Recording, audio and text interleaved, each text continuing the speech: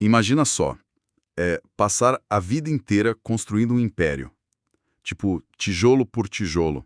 A pessoa vai lá e acumula status, posses, dinheiro, uma imagem pública que é, sabe, impecável, Uhum. mas no exato momento em que ela finalmente senta no topo de toda essa estrutura gigantesca, ela percebe que a gravidade colossal dessa obra está literalmente esmagando os pulmões dela. Nossa, sim. É pesado. O império que, teoricamente, deveria trazer liberdade é exatamente a prisão que impede a pessoa de respirar. E sabe qual é a pior ironia disso tudo? É que, na maioria das vezes, a gente só percebe essa falta de ar quando já não tem mais muito fôlego, né? Pois é, A gente passa a vida toda investindo pesado na arquitetura da nossa própria sufocação. É tipo um ciclo muito cruel. exatamente. E, bom, hoje o nosso mergulho profundo vai investigar exatamente esse fenômeno. A nossa missão aqui é desbravar a obra Além da Massa, que é um audiobook escrito por Jatamar. Ah, esse material é fascinante. Demais, né? E é um conteúdo que, assim, não dá para colocar numa caixinha fácil. Ele cruza psicologia clínica, tem uns conceitos que flertam até com a física quântica, relatividade, e traz uns ecos muito fortes de conhecimentos bíblicos e sabedoria ancestral. Com certeza. E a grande questão é que esse texto não é tipo uma tese acadêmica fria, sabe? É uma confissão. É algo muito visceral. É muito cru, né? Muito. Por isso mesmo, qualquer tentativa nossa de simplesmente fatiar o texto em tópicos lógicos logo de cara seria um erro. Concordo plenamente. Para entender de verdade a mecânica do que o autor está propondo, a gente precisa primeiro sentir o impacto da narrativa. A teoria só vai fazer sentido depois que a dor e a clareza dessa confissão baterem em quem está ouvindo. Perfeito. Então, a nossa dinâmica para começar essa imersão vai ser um pouco diferente do habitual. A primeira parte desse nosso mergulho vai ser uma leitura contínua e imersiva do texto original que chegou para a gente. Acho ótimo. Vai ser em primeira pessoa, exatamente como foi escrito. Então, eu peço para quem está escutando a gente agora, não tenta analisar nada nesse momento. Só deixa as palavras assentarem, sabe? Exato, só absorve. Bom, aqui está o manifesto de J. Mar, no trecho de Além da Massa. Abre aspas. Por que deixamos para depois o que a vida nos exige agora? Porque acreditamos na mentira de que o tempo é um recurso que podemos desperdiçar. Porque nos tornamos colecionadores de intenções em vez de realizadores de destinos. A gente só tem o hoje para fazer acontecer tudo. Sim. Vínculos emocionais, reconciliação, diálogos produtivos, limpar a mente de pensamentos negativos e curar as dores do passado. Nossa! Rever as prioridades, respirar fundo e refletir. O tempo é agora, amanhã já é outro tempo. Por que nos prendemos ao peso do que já passou se ele não pode mais ser mudado? Exatamente. Por que investimos tanto em construir impérios de massa enquanto nossa essência se desidrata no vazio? Por que esperamos o fôlego faltar para finalmente entender o valor de um suspiro consciente? A realidade não espera pela sua permissão para continuar. A massa desse mundo tenta te convencer que você é apenas o que você tem.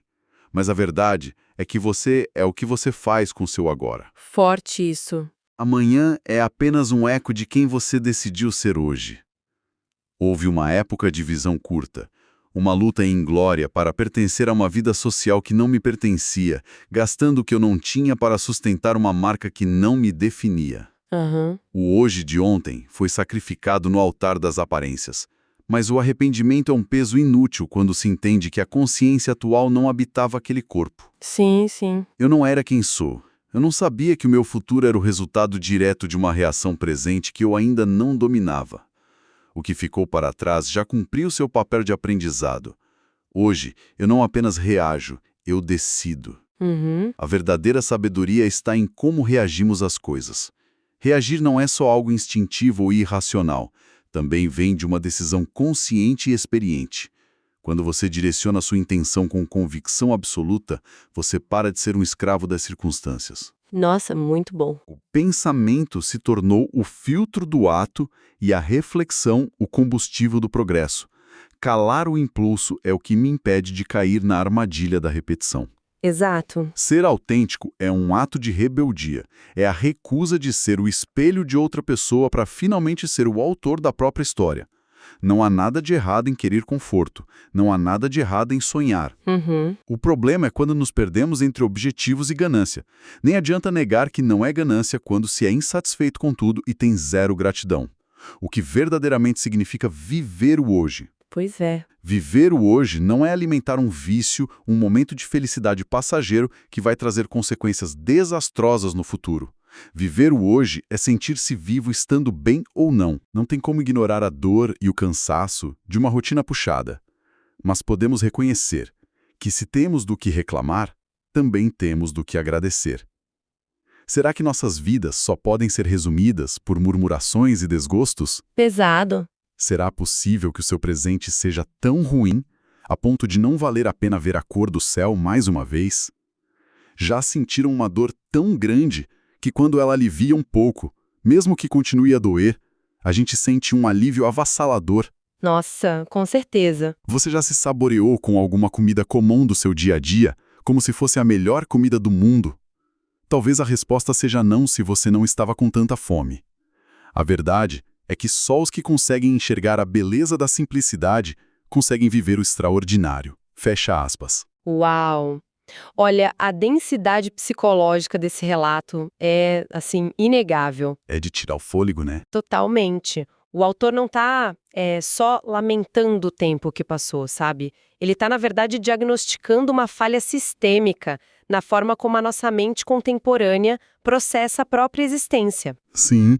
E, cara, o que mais me incomoda logo de cara, no bom sentido, é o choque de realidade sobre o tempo logo no início.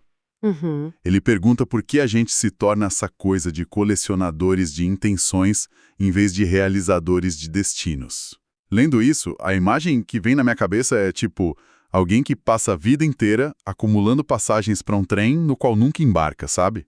Nossa, que analogia excelente! É bem isso. Né? A pessoa tem a passagem da reconciliação, a passagem do diálogo produtivo, de rever prioridades, ela guarda esses bilhetes todos na carteira e fica lá apodrecendo na plataforma da estação, Exato. achando que só o fato de ter a intenção de viajar já é o suficiente. E o agravante dessa imagem da plataforma de trem é que, na real, a pessoa continua pagando taxas diárias de manutenção por um trem que nem está rodando. Nossa, verdade. O custo mental disso é absurdo. O custo cognitivo dessa procrastinação existencial é altíssimo. A gente opera sobre uma ilusão patológica de que o tempo é um recurso infinito. E o cérebro faz isso como um mecanismo de defesa mesmo, sabe? Como assim defesa? Para proteger do quê? De enlouquecer com a finitude. Se a gente fosse dolorosamente consciente de que cada segundo é absoluto e finito, a ansiedade basal seria, paralisante. Ninguém sairia da cama. Ah, entendi. Então, o cérebro joga essas coisas difíceis, como curar dores profundas ou limpar a mente, para um amanhã conceitual. Um amanhã que, como o texto diz, nunca chega. Mas aí essa defesa acaba virando a própria doença, né? Exatamente. A cura vira o veneno. E aqui que um título, além da massa, ganha uma dimensão quase física na minha cabeça. Ele fala sobre construir impérios de massa enquanto nossa essência se desidrata. Uhum. E se a gente for para a física básica, até entrando um pouco em física quântica e relatividade geral que o material flerta, a gente sabe que massa gera gravidade. Sim, a distorção do espaço-tempo. Isso.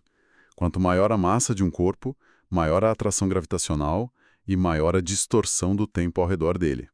O tempo literalmente passa diferente perto de muita massa. Cara, essa conexão que você fez é fantástica, porque a massa, nesse contexto do J-Mar, é esse acúmulo de posses, a imagem social, aquele status totalmente artificial. Pois é, as aparências. E quanto mais a pessoa acumula essa massa externa, mais pesada a vida fica.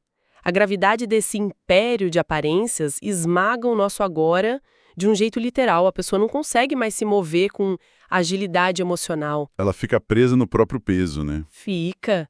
E a metáfora da desidratação da essência é, assim, cirúrgica. A água é maleável, ela flui, se adapta. É a base de toda a vida. O império de massa seca, completamente essa fluidez. A vida fica rígida, inerte. E isso, a vida fica um bloco de concreto, pesado e sem vida. Nossa, e essa rigidez inevitavelmente força a gente a olhar para trás, né? E se tem uma coisa que esse peso todo gera, é o tal do arrependimento. Ah, sem dúvida. É um peso enorme. O texto entra numa confissão muito honesta sobre uma época de visão curta onde ele sacrificou o hoje de ontem no altar das aparências. Uhum. Mas aí, eu quero ser justo e jogar um holofote no ponto que eu achei mais polêmico dessa primeira metade. O autor meio que decreta que o arrependimento é inútil. Sim, porque ele diz que a consciência atual não habitava aquele corpo. Exato. E aí eu te pergunto, qual é o seu ponto de atrito com essa afirmação? Porque para mim soa bom demais para ser verdade. Como assim? Você acha que é uma desculpa? Parece, né? Dizer não era eu quem estava lá soa perigosamente como uma fuga. Imagina alguém ouvindo a gente que cometeu um erro financeiro ou emocional devastador no passado. Tô acompanhando. O estrago está feito. A família está sofrendo as consequências hoje. Como que a pessoa pode simplesmente lavar as mãos, invocar essa filosofia e falar o arrependimento é inútil, aquele não era eu? É uma objeção excelente. Mas a gente precisa separar a urgência de responsabilidade da autoflagelação, sabe? Tá, me explica isso melhor. O que o texto descreve não é uma impunidade moral, não é fugir da culpa. É, na verdade, um processo de autocompaixão radical que tem muita base na neurociência e na psicologia do desenvolvimento. Neurociência. Como o cérebro entra nisso? Quando ele diz que a consciência não habitava o corpo, ele está falando tipo de uma atualização de software mesmo. O cérebro humano está em constante reorganização sináptica. Ah, a tal da neuroplasticidade? Exato. A versão de uma pessoa há 5 anos, operando sob níveis absurdos de estresse e buscando aceitação, rodava um algoritmo de tomada de decisão muito mais primitivo ou menos informado do que a versão de hoje. Então, você está dizendo que cobrar a maturidade de quem nós éramos no passado é tipo, sei lá, culpar uma criança do fundamental por não saber resolver uma equação de cálculo avançado da faculdade. Perfeita. A criança fez o melhor que podia com as ferramentas cognitivas que ela tinha naquela época. Mas os problemas que ela causou continuam lá. Sim, e você assume as consequências no presente. O texto argumenta que o passado cumpriu o papel de aprendizado. O arrependimento, na forma tóxica dele, é a tentativa irracional de reescrever um código num sistema que já foi desligado. Nossa, isso é muito libertador se você parar para pensar. Muito! Parar de carregar essa culpa paralisante é o que permite que essa nova consciência, já atualizada, possa operar livremente no hoje. O passado vira uma escola, não uma prisão de segurança máxima. O que nos empurra direto para o campo minado, que é a ação no presente, né? Porque se a consciência atualizou, como é que essa nova versão do software se comporta na prática? Então, o texto dá a receita logo em seguida. Hoje, eu não apenas reajo, eu decido. Sim, ele propõe que o pensamento tem que se tornar um filtro do ato e que calar o impulso é o que salva a gente da repetição infinita dos mesmos erros.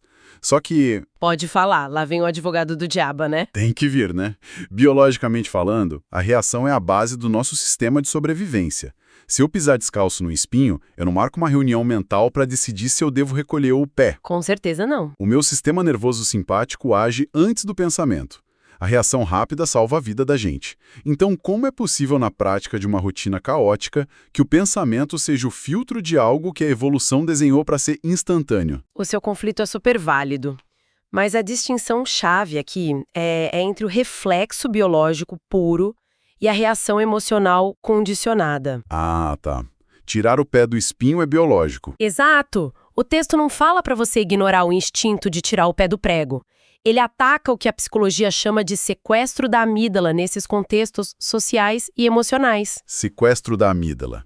É quando o mecanismo de luta ou fuga dispara pelos motivos errados. Isso mesmo. A amígdala no nosso cérebro não sabe diferenciar muito bem a ameaça de um tigre dentes de sabre querendo te comer e a ameaça de um e-mail passivo-agressivo do seu chefe, sabe? Nossa, pior que é verdade, o coração acelera do mesmo jeito. Acelera igual. E a reação instintiva a um insulto na rede social é atacar de volta ou se fechar.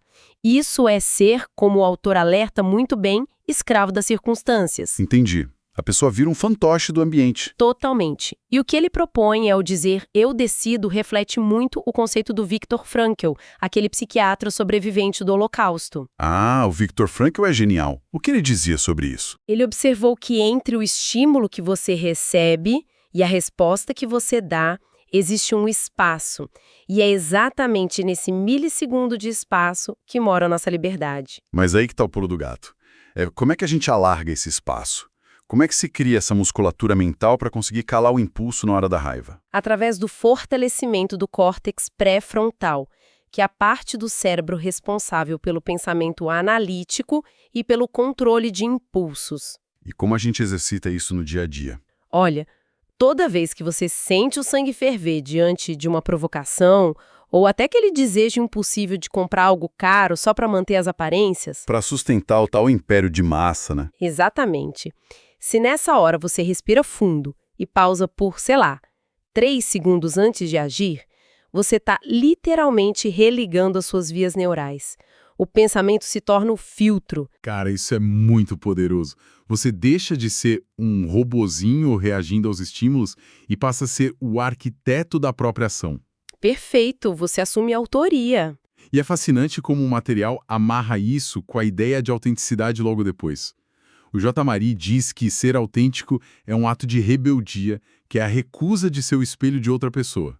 Uhum. E faz todo sentido, porque a reação condicionada é quase sempre o que a sociedade espera de nós, né? Ter o carro do ano, estar sempre ocupado, manter um Instagram perfeito. Sim, a sociedade projeta essa expectativa irreal. E se você só reage a essa pressão, você é só um espelho refletindo a insegurança dos outros. Calar esse impulso de pertencer a esse jogo falso é, na real, o maior ato de rebelião que alguém pode cometer contra o sistema. Com certeza. E assumir essa autoria da própria história exige que a pessoa lide com um limite muito tênue, que é o que ele aborda na sequência. Questão da ganância. Isso, a diferença entre sonhar e ser ganancioso.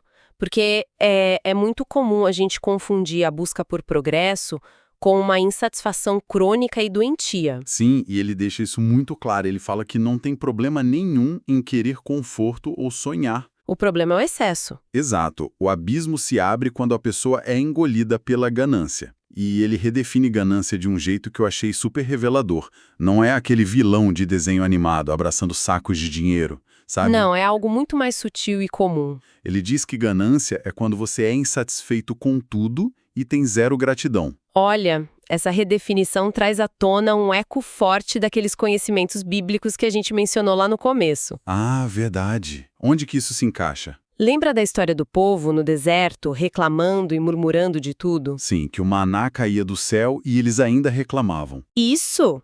A murmuração constante não é só um mau hábito de quem é chato, é uma cegueira cognitiva. Quando a pessoa opera nesse modo de insatisfação crônica, o milagre pode estar acontecendo na frente dela e ela só foca no que falta. Nossa, é a incapacidade patológica de reconhecer o valor do que já está nas mãos. Exatamente. A ganância moderna não é só querer a casa maior, é não conseguir agradecer pelo teto de hoje. O que joga a gente direto no centro do furacão do texto.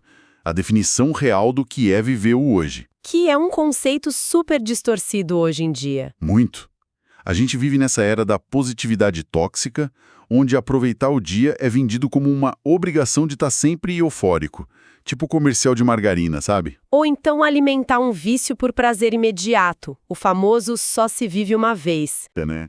Mas o texto dá um banho de água fria maravilhoso nessa ideia infantil. Ele manda a real. Viver o hoje é sentir-se vivo estando bem ou não. Uhum. Ele diz que não tem como ignorar a dor e o cansaço de uma rotina puxada. E essa honestidade destrói completamente essa indústria moderna da motivação barata. Negar o sofrimento é só adicionar mais uma camada de ilusão lá no nosso império de aparências. Pois é, fingir que tá tudo bem o tempo todo cansa. Cansa e adoece. O cérebro precisa do contraste para entender a realidade. Se você anestesia a dor do cansaço através de vícios ou ficar rolando o feed de rede social infinitamente, você também anestesia a capacidade de sentir alegria de verdade. Ah, entendi. Você amortece tudo. Sim, o autor não nega a dor.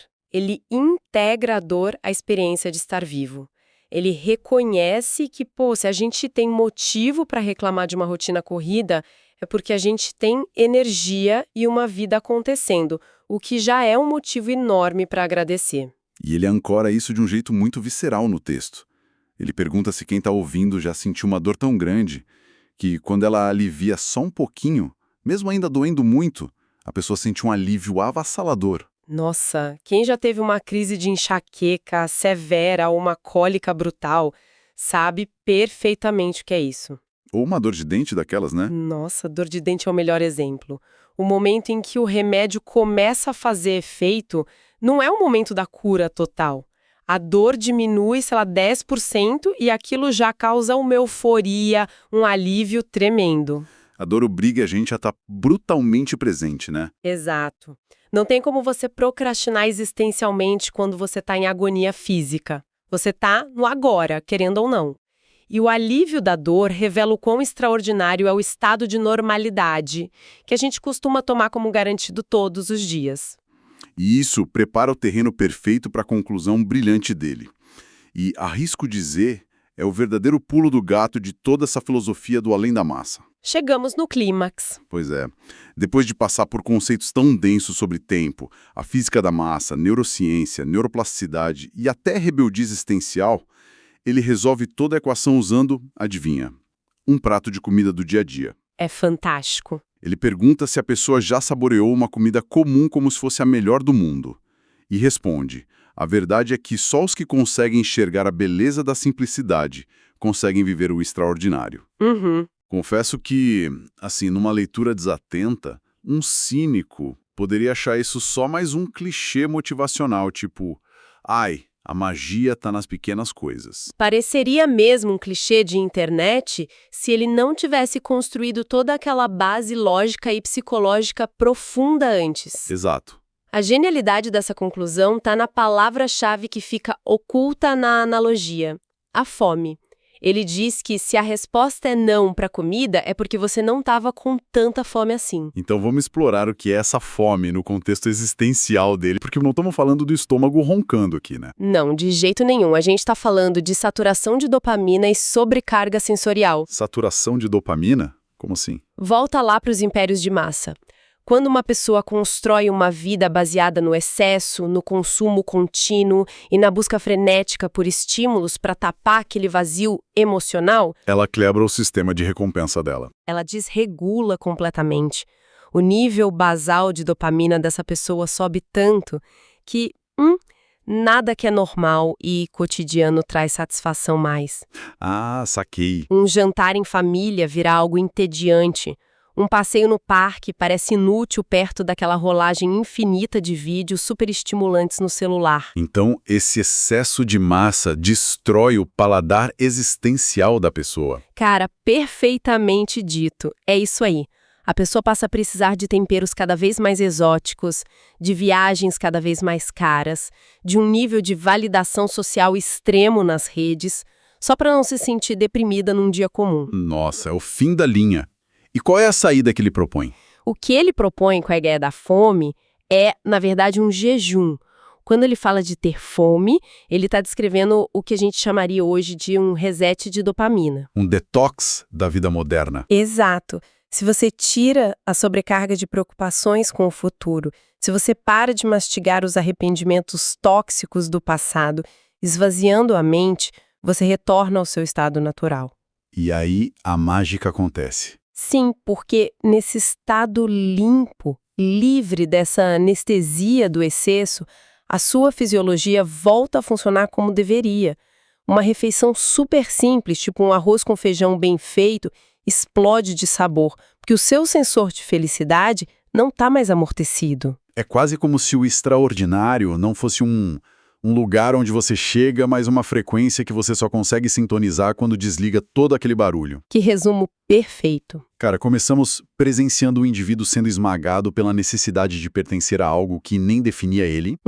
Passamos pela libertação do passado, entendendo que o arrependimento que tenta mudar o que já foi é inútil e faz mal para a saúde. Exato, passado como escola e não prisão. Enfrentamos a rebeldia de parar a reação automática do cérebro exigindo esse direito de ser o autor e não o espelho da expectativa alheia. Validamos que a rotina puxada e a dor existem mesmo e não precisam ser escondidas com positividade barata. O alívio pelo contraste, né? Isso. E por fim, chegamos nessa revelação linda de que o milagre diário sempre esteve escondido na nossa capacidade de estar presente o suficiente para sentir a textura da vida mais simples. É o desmantelamento total do império da massa, tijolo por tijolo, até sobrar só aquela essência fluida e hidratada que a gente mencionou lá no começo. É bem ali, na simplicidade, que a verdadeira experiência humana se esconde. Sensacional. Bom, depois de uma jornada profunda dessas, que mexe tanto nas nossas próprias fundações, acho que o melhor que a gente pode fazer agora é deixar um silêncio produtivo, pairar no ar para quem está ouvindo. Com certeza. Muito material para reflexão. Mas antes de encerrar esse nosso mergulho pelas ideias do J. Marin além da massa, eu quero resgatar uma advertência silenciosa que perpassou toda a confissão dele. Ele pontuou lá no texto que o amanhã é apenas um eco de quem decidimos ser hoje. É uma frase muito forte. Demais. Então, para quem está acompanhando a gente até aqui, fica o convite para uma investigação pessoal feroz. Se olharmos bem de perto para a dinâmica da vida que está sendo vivida neste exato e único segundo, que tipo de som está sendo enviado em direção ao seu próprio futuro? É apenas o ruído abafado e repetitivo da gravidade de um passado que você não resolveu? Ou será que já é possível ouvir a nota limpa e autêntica de alguém que decidiu parar de só reagir e começou de fato a desenhar a própria história? O espaço entre o impulso e a decisão é todo o tempo que a gente precisa. Muito obrigado pela companhia nesta imersão e a gente se vê na nossa próxima exploração.